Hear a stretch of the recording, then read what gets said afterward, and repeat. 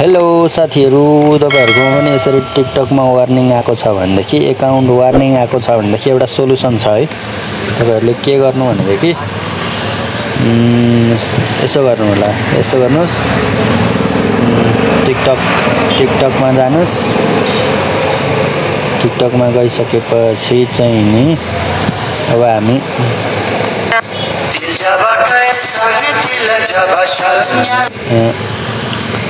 TikTok account प्रोफाइलमा जानुस्।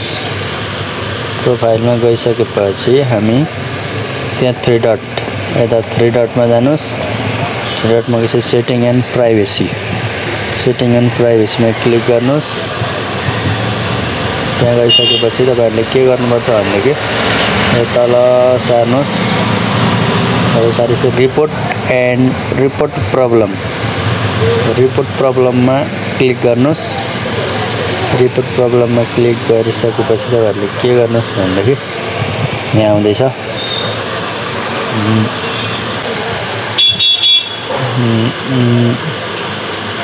Account and प्रोफाइलमा जानुस्। Account and प्रोफाइलमा गइसकेपछि profile पेजमा जानुस्। तल सार्नुस्,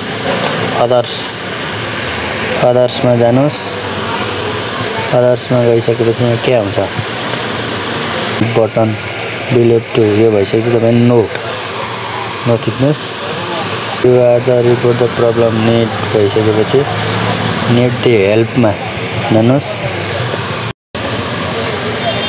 यो चाहिँ यहाँनिर चाहिँ के लेख्नु होला भनेदेखि डिस्क्रिप्सनमा मैले दिएको छु, डिस्क्रिप्सनबाट कपी गरेर ल्याउँदा नि हुन्छ।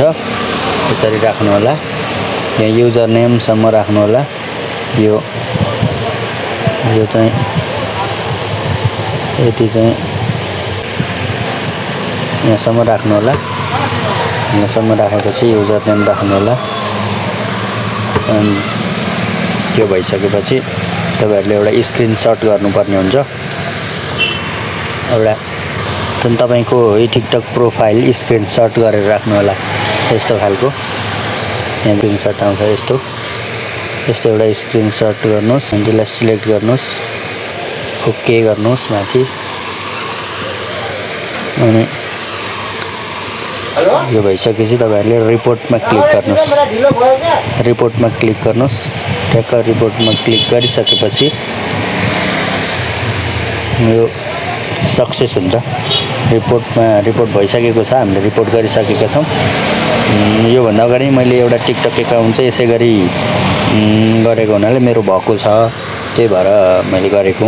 यो भइसकेको तपाईको 24 घण्टा भित्र तपाईको वार्निङ हट्नेछ है त साथीहरु। ल धन्यवाद साथीहरु, भिडियो हेरिदिनु भएकोमा थ्यांक यू। सब्स्क्राइब गर्नु होला। Thank you so much, thank you.